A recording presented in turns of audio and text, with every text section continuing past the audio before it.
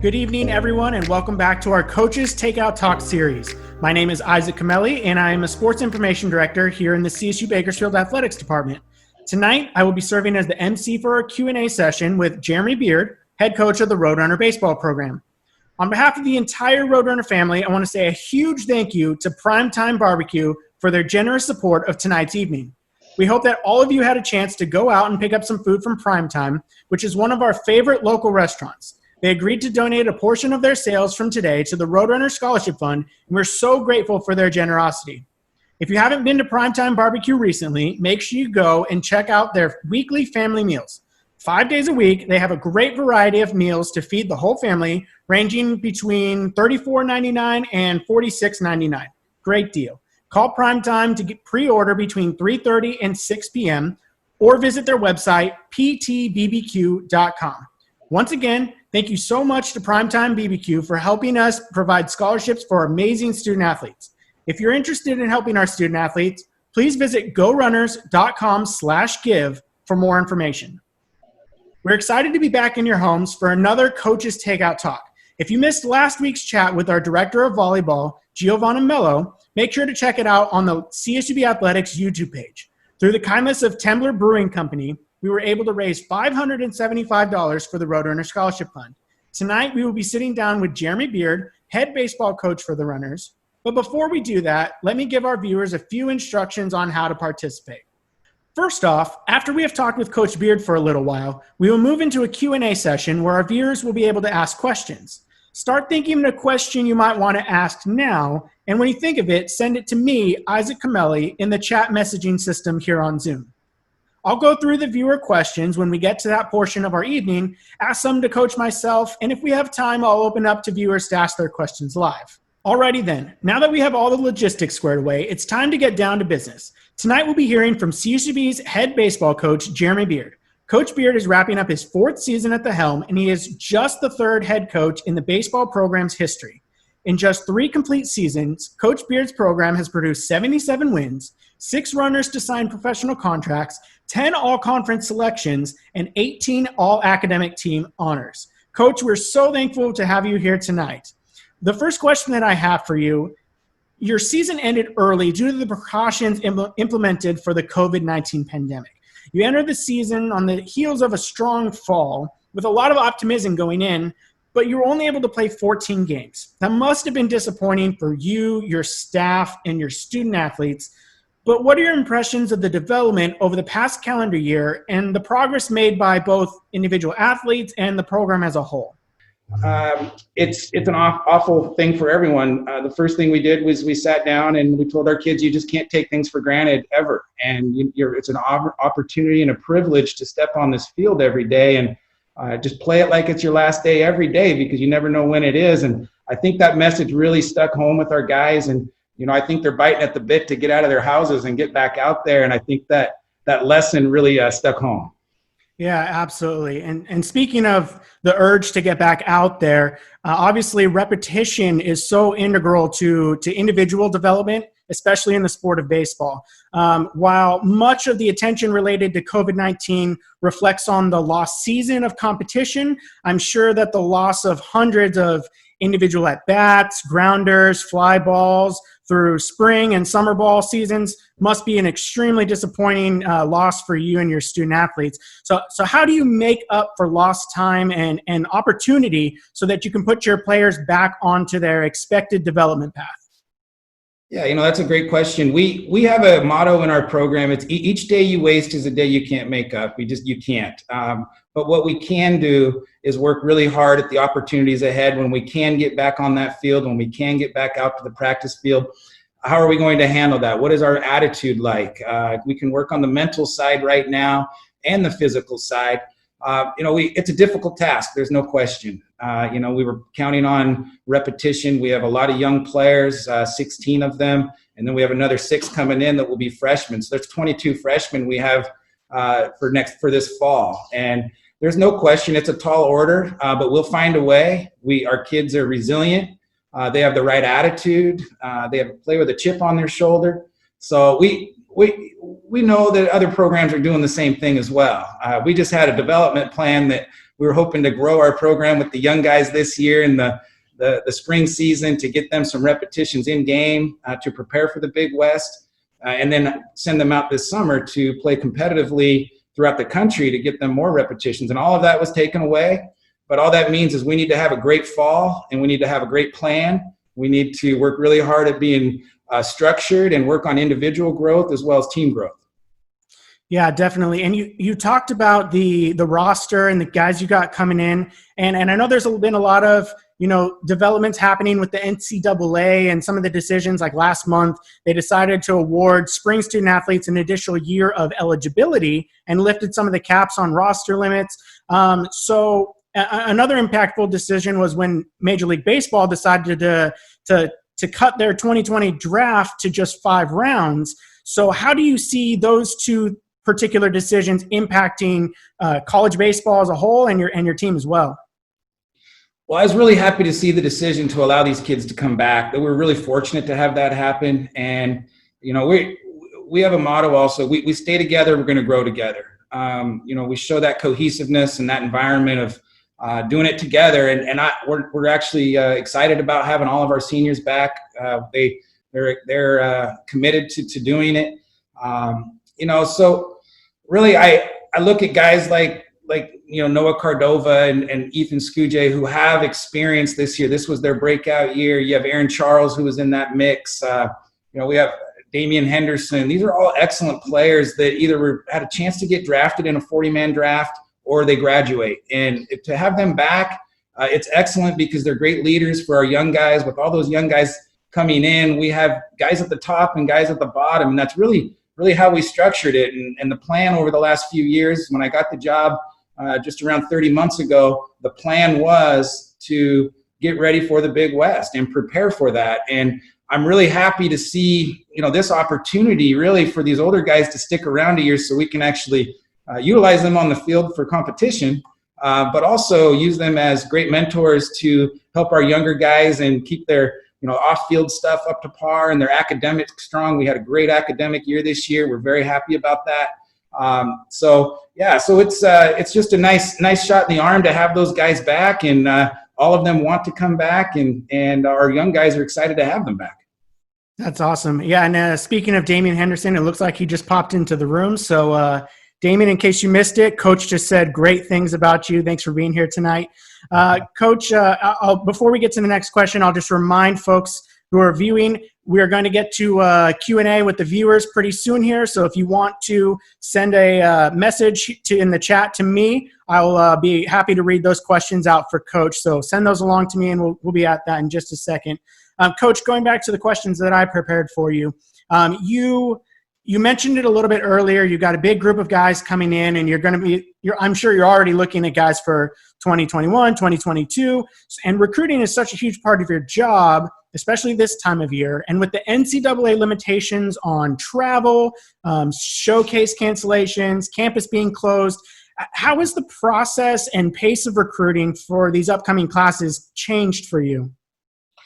It's changed quite a bit. That's a great question, and it's been like this for everyone across the country. So we're not in any. It's not just particular to us, as you know. But you recruit on relationships. I think you build athletic programs on relationships. You build universities on relationships, and a lot of things on relationships. It's so important. So we rely on people to help us along the way. And over the years, we've developed very strong relationships to help get us through times like this, and really to get us, even if this hadn't happened, we would rely on people out there that we've developed strong ties with that can help lead us in the right direction.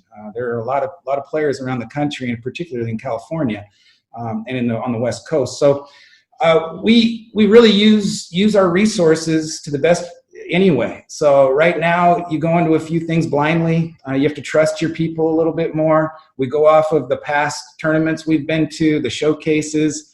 Advisors and agents are a big deal. Junior college coaches, club coaches, high school coaches, all of those people, they need to hear from us on a consistent basis. And so we spend a lot of our time recruiting anyway throughout the entire year. And it's the lifeblood of our program, of any college program.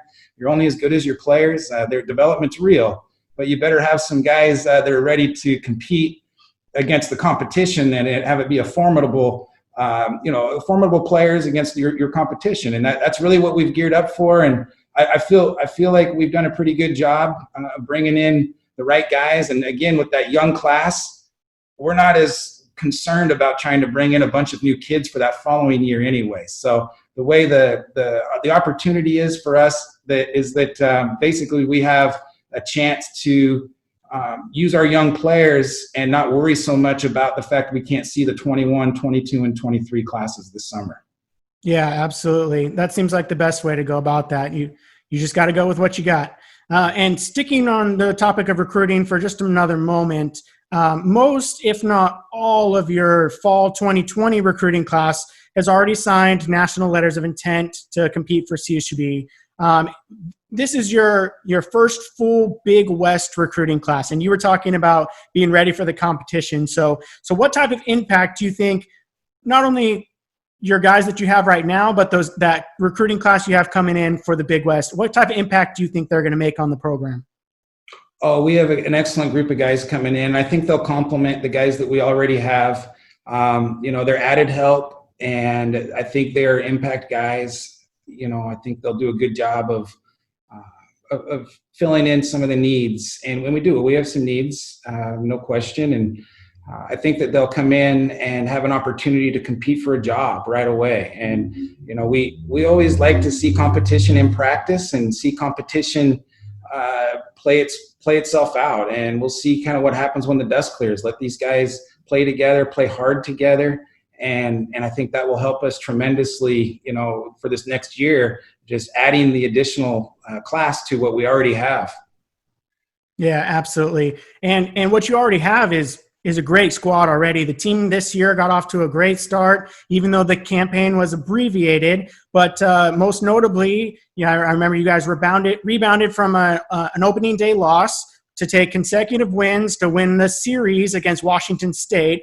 Pac-12 program, first series win over a Pac-12 program for our runners since 2011. So what does a result like that say about the talent and potential that last season's roster possessed, as well as going into the future for CSUB baseball? Yeah. Anytime you can get victories against quality programs like that and earn a series win, that's something that you can grow on. It's something that you can gain confidence from. And that's really what this year is about. We knew we had a lot of younger players that we could count on for future growth and to compete in the Big West. But we wanted to see these guys work really hard at competing now. And to win that series was great. We felt that was an excellent start. And then we followed it up with another great series win against USF, who went down to Fullerton the following weekend and beat them 2 out of 3. And so that's a nice indicator for our guys. And then they went up to University of California, Berkeley the next weekend and beat them 2 out of 3. So we've had formidable opponents, and our guys have answered the bell. They've done a really nice job of competing for us. Yeah, absolutely. It was great to watch, even though it got cut early. We could tell that there was something good going on at Hartfield this year. So I'm looking forward to see what happens next year for sure. And we're going to be getting to our viewer questions. We've got a few coming in, but if anybody else wants to submit one, feel free to type into the chat, find my name, Isaac Camelli, send it my way, and I will be happy to relay it to Coach Beard. But one last question before we get to that. Coach, one of the keys to your hot start this past season seemed to be the performance of your starting pitching staff. I don't know if a lot of people know, but it was pretty remarkable. As a group, your starters rattled off 24 1/3 innings without allowing a single earned run during an early season stretch. Can you talk about what that particular group meant to your team this season, and how's your starting depth look like moving into this next fall ball season? Well, pitching is our perceived strength. We've done a nice job working, to develop that staff, and that was the first thing we needed to do when I was given the job, and we knew that was something that needs to beef up, because you're only as good as your pitching and defense, and so we needed to work really hard at developing that part of our game, and we did that. And I'm really proud of our coaches. Coach Stern has done a great job. Coach DeJesse, my biggest background piece in baseball has been pitching, and so I think that if we can focus on that, we can stay in any game, and that's something that We worked hard at developing our battery between our pitching and catching and our defense. And so, if you have that, we know that we have a chance to be in any game, in any series. So huge priority. And I think it's been a great upgrade. And I'm excited to have those guys back, and also the addition of the new guys coming in. Now we just need to get them a few runs to work with. Yeah, absolutely. And you were talking about how when you came in, you needed to kind of bolster up the pitching staff. And when you did that, it reminded me a little bit of the Bill Kernan era, not exactly when he would throw guys 140, 150 pitches a game, but, just having the strength and the depth to go deep. And then when you were talking about the battery, it reminded me that you were able to develop a great relationship, even though you lost a guy like a Jake Ortega to the draft, who was a 4-year catcher. And so it's been great to see what you've been doing with the program there. Well, thank you. I appreciate that. It's certainly been a focus. Yeah. So we'll move now into some of the questions that we're getting here in the chat. And there's quite a few. So give me a minute, see if I can find the first one. One question we have here is kind of going back to what we've been talking about with the Big West. How do you feel like we stack up on the field with versus our new friends? We'll call the user calls it friends, but our new foes in the Big West. We feel good about any team we play. We're not afraid to play any team anywhere. We never have been. Our competition level in this program against the teams that we play, it's if you go back and look, we don't play anyone that's a pushover. We don't play teams that we schedule that we think, we have a great chance of beating. We can't. We're in Southern California, the most powerful baseball area in the world. And we know that we have to bring the best to our best players to play the best teams. And, so I hate to look at it along the lines of what are they doing. I just think we need to play our best game, and let's see what happens when the dust clears once we play this thing. Yeah, absolutely. We're looking forward to it. The Big West is such a great baseball conference, and you guys have always competed very well against them. So we can't wait to see those teams like Cal Poly, Cal State Fullerton, Northridge coming through here all the time. Another question we have here from one of the viewers is where do you see the most room for growth with your team heading into next season? Yeah, that's a good question. Timely hitting would be nice. We went 3 for 31 with bases loaded this year, and we felt like we could have been 10-4, 12-2-ish if we just get a few timely hits. And timely hitting didn't happen. We got a lot of hits. We had guys on base, but it would have been nice to have a cushion early. So figuring out ways to get those guys, plate those guys is going to help. I think that happens with maturity, with growth, with a little experience. When guys get on base, those pitchers like to spin it a little bit more. We might need to get a little more running motion going with some guys hitting behind runners. We learned a lot. I went into this season knowing that it's going to take a few weeks or at least a month to really understand and learn our new ball club. And I think the talent level with, a guy like Jason Roberson in center field, this guy is one of the top tier players in the country. And we're very lucky to have him. And we have Saldivar behind the plate, who's a freshman, who's arguably one of the best defenders on the West Coast. And Aaron Casillas is another freshman that got a lot done defensively. But they need time to grow offensively. They need time to see these pitchers and work hard at making contact when it matters. So the growth on the field, I think, timely hitting, a little better defense in the corners. I think we need to beef that up a little bit and just continue to play our game and give these guys a chance to grow. We're not into Johnny Holstaff changes and trying to panic and do different things. Just stick with our guys, understand it's a turtle race, and every day, outlook is positive and it's a learning environment. What we don't want to do is ever, look at our guys and think we need to make a bunch of changes. We need to stick to our plan, trust them, and let them grow and manage the game the best we can and really give them the best chance to win. Yeah, absolutely. Coach, another question we have here is related to, sort of the theme of the night, our Coaches Takeout talk. Our folks over at Primetime Barbecue are helping us out, raise money for the scholarship fund, and we have a lot of those folks who help us do that here. And one of them's asked, how does the Roadrunner Scholarship Fund impact your program in terms of recruiting some key players? Oh, big time. We needed the dollars. My first year as a recruiter, we jumped quite a bit the last couple of years in scholarship funds, and that has made such a big difference. recruiting to the Big West, along with the increased scholarship dollars. So thank you so much, Scholarship Fund, because that's impacting us so greatly. And it's really hard when you feel like you're in a gunfight with a BB gun. I don't like to talk about guns, so I probably should have done that. Things that I feel like we're overmatched sometimes, because you just really need depth. And that's what we're allowed to do now. We have a plan B. We have guys that are competing in practice at a higher level. We have just things that we didn't have before in this program that are going to matter moving forward. So the Scholarship Fund has been the biggest impact, and the additional dollars given for those kids, it helps us tremendously. Yeah, absolutely. Moving on to the next question here that I have. This one comes from, I'm sorry if I say it incorrectly, but Tariq Hassoun. You mentioned it already, but he wants to know, what are your expectations from Jason Roberson this season, considering his redshirt year and an abbreviated freshman year? Well, Jason is, again, he's a tremendous talent. And the last thing I want to do is put additional pressure on him to try and do anything other than just be who he is every day. Play the game hard, dive into those bases, rip that uniform, play it so hard with passion that he has, and not concern himself with expectations or irrational fears or things that just don't matter. Play the game, clear your emotions, get excited about helping us win baseball games, and just be a great road runner. And for him to understand it's a team game, it's about us as a team. There's really not a lot of individual thought in his mind. He's such a great community guy, great mentor. He's a teammate. There are just so many things that we push in this program that he exemplifies, and I couldn't be more proud of him. So I'm excited to see him grow. I think everyone in town's excited to see him grow.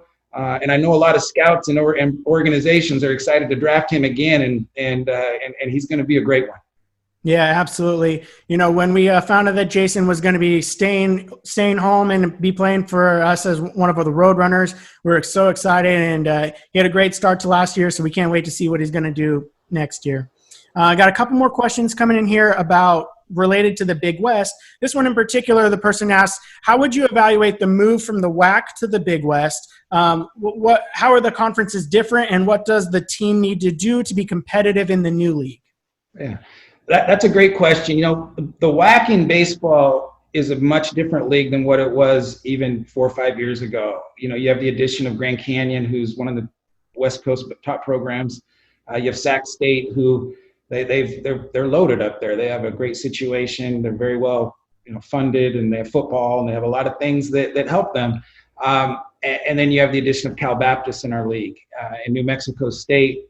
They just went through a really nice run. So the WAC now is known in the baseball world as actually being a sneaky, very good league around the country. And if you look at the results in non-league competition and who we've played against and the teams that we play, it's a perceived great league from the standpoint of the coaches and the scouts. But when you talk about community folks or national folks, they don't know us as well because we're spread apart.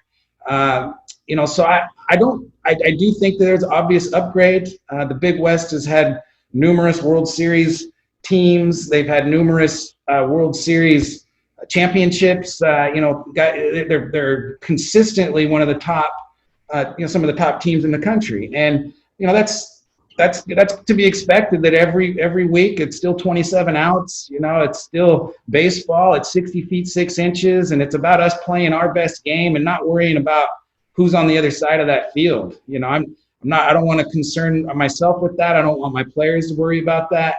I just want to play the game and know that we're taking buses instead of flights during season, which is very hard for these kids academically. We were on the road twice across the country during dead week and finals week the last 2 years, and it's just been very difficult for our guys. And that's going to change our whole program, our outlook. The fact that our kids can come home and sleep and not worry about a Tuesday game off of a late Sunday night, road trip. And so I'm really excited just from the standpoint of our playing field's a little bit more level. The teams in the Big West are going through the same schedule we are. And it's exciting to know that, and I'm really just excited for our kids to get the opportunity to compete against a perceived better league. So that it's really about them and their ability to have a better opportunity to succeed in college and as a baseball player. Yeah, and you mentioned the travel, and I know a lot of people they look at the dollars associated with travel, and that's the obvious objective. One of the biggest benefits for us moving from the WAC to the Big West, but I think a sort of less recognized benefit is what you were talking about. Those extra nights in your bed. It makes a huge difference for you yourself and for your kids too. Wouldn't you say? Yeah, for sure. There's no question. We're still excited to have the opportunity to play and do what we already did. It's not, we enjoyed every minute of it, and we knew it was challenging, and it will continue to be challenging moving forward. But yes, I think it will make their life a little bit easier for the reasons they're here at school. Right? We want to make sure their well-being is excellent as well. Yeah.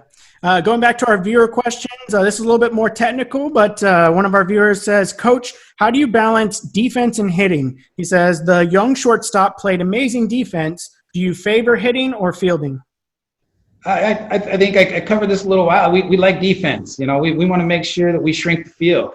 Let's put speed out there the best we can. Now, you want to find a balanced player the best you can. And, we have depth on this team as well. And again, we'll see what happens when the dust clears this fall. We'll put the best players on the field this spring, and our shortstop this last year knows he has to earn it back again this next year. And we don't want to rest, and we don't want to assume anything. We want to play every day as if it's, this game could get taken away from us at any given time. And so we'll see how it all works out down the road. But if we can get a balanced attack, that's great. But I would never want to shaft Aaron Casillas' offensive approach either. Let's give him some credit. The kid was a freshman this year, and he worked hard at quality at bats, and I was proud of him and his defense.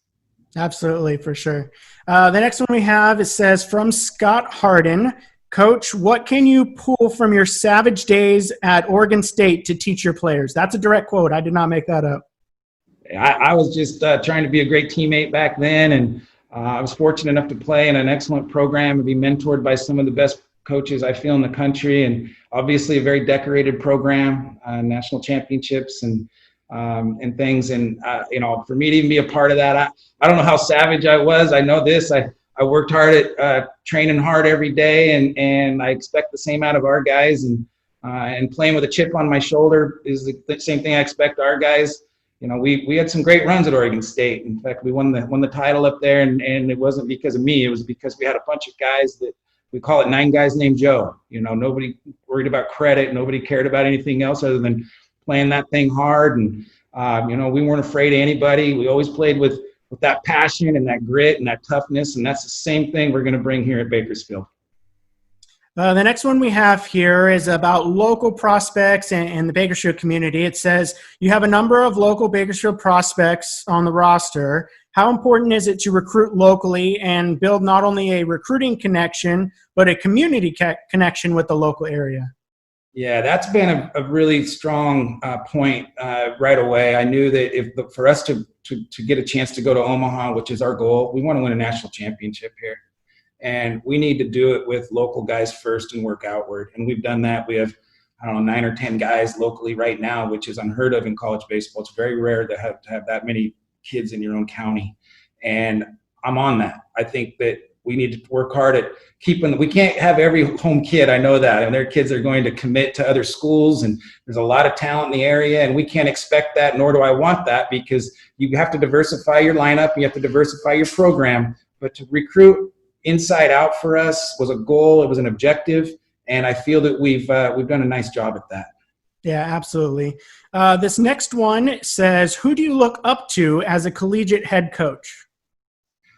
Oh, that's a beautiful question, because there are so many. There really are. I've been fortunate to have some incredible mentors. But if you want to go current head coach, I'm a big fan of so many. I look at, Pat Casey just resigned up there, retired at Oregon State, so I can't say him. Well, that's a tough question. I have so many friends and so many great coaches out there that have impacted in such a big way. But, Rich Hill at San Diego's always been a mentor. Larry Lee's, we've had great conversations over the years. Mark Mactoff up at Gonzaga is one of my great mentors. He's fantastic. So I've been so fortunate. I'm leaving there. I could name several guys, but the biggest one most influential person coaching wise was Jack Riley at Oregon State University. He taught me so much about so many things, and he still does. In fact, we just spoke the other night, and I'm walking around my garage, and I look up, and it's all of a sudden 11:30, and he's 84 years old, and it's 82 years old, and I felt terrible, but we didn't miss a beat, and he's just always trying to offer great advice, and what an amazing, gritty, tough coach, and just a guy that just, if I didn't do it right, I wouldn't be able to, look him in the eyes again, because I think he's watching about every move. So our next question is from Clifford Carver, and he's asked, as a head coach, how do you manage team synergy? And, sum is greater than its parts kind of philosophy. Yeah, well, that's a common term in our dugout, in our clubhouse. It's, when the whole is greater than, when the whole is greater than the sum of each part, correct? And we work very hard at understanding culture and understanding that this is bigger than us. We're not going to remember our batting average. We're not going to remember our how many bases we stole. What we're going to remember is the relationships that we build in this clubhouse and the people that are in this thing. It's sometimes we overvalue certain things. I mean, hey, we want to win every day out, but the most important thing is understand that this is bigger than you as an individual player. And I recruit to this, and I think we get players because of this. It's a mentality, it's an attitude, it's a get over yourself and understand you're a server. This is a service position from me, for sure, down to every player in that program. And if we're not understanding service first, then you're just not going to fit in here. And I'm very blunt with parents. And I think, our RC, our recruiting coordinator, he calls me Eckersley as the closer, because when we get parents in there and we're talking, it's just speak real to those people, show your passion, show what needs to happen in order to build a true program. And we're going to maybe get that guy. And we do that. And the one indicator for me that makes me feel good and that we're doing it right is very rarely do we have kids that want to leave. I have a hard time telling guys they have to go, and that's the biggest indicator for us as a program. And even if they're not playing a whole lot, it's very rarely the guys that come in they want to leave. And the other part of that is, recruiting to Bakersfield. Sometimes you go down south into an Orange County, and there might be a little stigma about, I don't know if it's hot up there. Or, maybe whatever they want to talk about. But once they come here, they all get pleasantly surprised. They realize, we talk about, hey, our field sits in between two country clubs. We have beautiful neighborhoods all around us. By the way, come in the I-5 side, not the 99 side. When they drive in, they get to see our side of town and what we have to offer. But it's really, we feel really good about our culture, our environment, the fact that our kids have a true passion and love for each other, and they believe in what we are and where we're trying to go with this thing. Yeah, absolutely. I think it definitely shows the culture that you've built in the clubhouse reflects on the field and in the dugout, and it's a great culture. We enjoy seeing it out there. The next question that we have, it looks like one of our viewers was at Alumni Weekend, and they commented that there was a great turnout. And their question is, what impact does having so many alumni willing to return have on your student athletes and the program? Well, that was a big day. I had to wear my glasses when guys kept coming in there because I didn't know how it was going to turn out. I called guys and texted them and emailed, and they kept coming in, and guys that I didn't expect, and they just give you a big hug. And even the guys that were here previously before I got here, and hey, coach, we're with you. We want to see this thing go. We respect everything you're doing. And just a lot of really kind, nice comments. And we had a lot of guys show up. And our current players were able to see that. And even in the last few years, guys that have played for me just recently that graduated, I think we had a lot of guys show up. And it was great. So from that, we developed our own player association amongst our players. And so I just basically wrote an email up and a letter, and we took pictures, and now we have our own little Players Association logo to bring these guys back and get them tied into the program and get them to really sink their claws into this thing and help us grow together, because we're going to be stronger together. We need each other, and really for us to get this thing to the highest level in the Big West, we're a primitive program. There's no question. I mean, we are, and we're working at development tools. We're working at the things that, it's going to take a little time, and we'll get there. But to see that and to see, the foundation and the things that we need to really truly grow on, that was a huge indicator for us. And so we're excited to continue to have those guys back, and for us to be able to go into the Big West where these programs already have these things established. They have booster clubs, they have huge camp structures, they have all these things that, you know, we're working on developing here, and it's not going to happen overnight, and that's okay. We're going to do well with what we have, though. And our guys, I feel good about just the support and where we're at right now as a program, with everybody involved, the former players, the current players, and then the future players coming in. And that's a fitting segue. You were just talking about the Big West again, because our next question says, what do you want the other Big West programs to know about your program as you enter the conference? Oh, we're coming. We're coming. We're coming. And hey, it's not about you. It's about how we play the game. And I believe in our administration. I believe in everything they've told me that we're going to work at. And I believe in the players we have. I believe in everything we have. I believe in the coaches. I believe in those players that I see every day. And we're not going to beat our chest, and we're not going to oversell. We're not going to try and act like we're something that we're not. What we're going to be is humble. We're going to be quiet about it. We're going to build a moat around our system, and we're going to work really hard. And when that dust clears and when we get a chance to lower that drawbridge and go to somebody else's place, we're going to charge out of that thing and we'll give it our best shot. Yeah, looking forward to that. Can't wait to see it, Coach. Let's see here. We actually had another Big West related question from one of your fellow coaches, but from a different sport, Cesar Bonacci from the volleyball team. He wants to know, I'm sure he knows very well for himself, but he wants to know how recruiting is affected by being in the Big West now as opposed to being in the WAC before.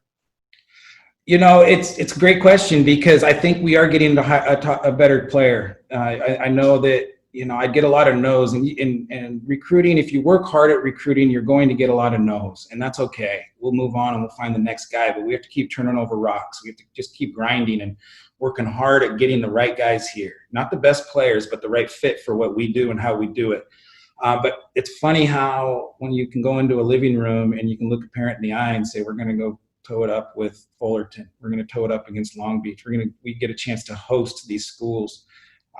You know, it's a lot easier to sell than, you know, we're going to go to UTRGV or Chicago State or some of the places, and they're aware, you know, it's really tough for them to even understand what I'm asking or talking about. And so it changes things. And when those kids that in California particularly, they know each other, and California kids want to play in the Big West. They want to play in the Pac-12. They don't necessarily want to play in the WAC as much, because there's two teams, or now there are three teams, you know, in the WAC. So it helps us tremendously with our California kids. They see us as a program that you know gets to compete against the guys they've known all their life and played against a lot of their life. You know, and so all it is they get to change uniforms for a lot of these guys, and now they're fighting for us instead of maybe their summer ball that they played with a lot of the guys that get recruited at the top tier level. Yeah, that's interesting to me that the student athletes have sort of their friendly rivalries with the guys they grew up playing with, and as an athletics department moving to the Big West, we're sort of revitalizing some of those friendly rivalries we had from our Division II days with a lot of those programs. So it's going to be fun to see how that works out. Looks like we have one last viewer question, and it says, Coach, can you talk a little bit about our local community and how has the community been supportive of your program? We've come so far with our community. You know, they've donated so much out there at that field. We put in a batter's eye that was an $80,000 deal, and they put in a batting cage. It was another $40,000 gift, and they've done so much on their own. We redid our dugouts because of them. We didn't have enough lockers in our locker room, and the union came in and built those with me. And you know, they've just done so much to support us, and nuts and bolts stuff. You know, it's not the major. We don't go out and ask for the major gift, the major money. We get in little stuff that adds up to big things for us, because we're very primitive in some areas, but we've done such a good job of soliciting that help, but also them just coming out of the woodwork wanting to help. And so we have a tremendous community here in Kern County. It's a huge baseball area, as you know. It's probably the most social scene in town by a long shot. You can go to any park around, and there's kids everywhere playing. And that that can be good and bad for me a little bit because I can't recruit all the players in town, but I do see a true love for what we're trying to do. And I think that they understand locally that it's going to take everyone together to jump in and dive into this program and dive into the athletic department and make it a little easier on us just by providing simple things for our kids. And they've done that. I'm just really proud of our community. I'm proud to be a part of this community. I feel that, my family's, coming down from the Northwest and not knowing what to expect down here. And I heard that, boy, I don't know, Coach, if you want to go down there, you're a Northwest guy and you're a Beaver and it's going to be different. And I fell in love with it immediately. It took a year for me to really realize that I can raise my kids here. I have 2 boys in high school now. Wyatt just graduated 8th grade and going into high school, and Logan's going into his junior year. And Annie has a job here in town and she just loves it. And, and they come to all the games and they work hard and together they meet people all the time. And I'm just, for the community to embrace us as a family the way they have, I couldn't be more proud. And it's sincere, and it's not because they need something from me. I think it's because they truly value the fact that we do care about it and we are community people. And I think it's reciprocated, and it's certainly something that it's a strong value system area, and we appreciate that. Well, Coach, as a personal born and raised member of the Bakersfield community, I think you and your family fit in great here, and we're so happy to have you as part of our program. So moving on to a couple more questions before we wrap up that I have for you. In addition to your coaching and recruiting responsibilities, one thing that you're constantly preaching about is culture and your expectations for your student athletes within your clubhouse. Why is culture so important, especially in a sport like baseball? Well, because it's such a game of failure and it's such a selfless game. In a big league season, you have 162 games in a big league season. And you could be a Hall of Famer with 6 weeks of success. And that's a guy that, understands failure, understands that we need each other. And there are going to be bad days, there are going to be tough days. But it's a game that if you're not involved with it, you don't understand it. All I can tell you is there's just a lot of picking up, a lot of love, a lot of passion for each other, a lot of, hey, you can do this. Let's motivate. In baseball, the worst thing you can do is compound an error with a bad comment or push a kid when he's not ready to be pushed. And and timing and all those things are so important. So the sensitivity and the passion, the compassion for what they're going through and the understanding is such an important piece. And we have a very strict motto. It's okay to make mistakes. It really is. Just bounce back. Find a way to get back up, because that's the difference in men. That's the difference in people, women. Get up and fight and get better. And it's going to be okay. We're going to do it together. But don't quit on yourself, because you have a bunch of people in this dugout, in this clubhouse, that aren't going to quit on you. Yeah. And in particular, I feel like one of the scholar athletes on your team who embodies the culture that you're trying to build in your program is Daniel Carrizosa, who's a junior infielder. And at the end of the year, your program awarded him the team's Roadrunner of the Year award. So could you kind of explain to the viewers how you determine who's going to receive that prestigious award, and what did Daniel do to sort of separate himself? Well, strong leadership is the primary purpose there. Success on the field is one of the prerequisites. However, we want to see adversity, and how do you bounce back? And Daniel had that. He lost his starting job to a freshman to start out, and he was our starting shortstop last year. And we had a kid that came in that was he was just a better defender and at the time, and that's okay, because there are 8 other spots on the field, and Danny also pitches. But he never, ever lost. He kept his eye on the ball. He never lost focus. He never deviated. Sometimes when something happens and adversity hits, we have a deal. When you're pointing a finger at somebody else, there's 3 right back at you. So make sure that you're taking self-accountability. You're understanding internally what is it that you need to do to get better. And he did all of that. He gets great grades. He's a pre-med student. He's a guy that is always there for his teammates. He's early there. He's leaving late. I talk to him often on the phone.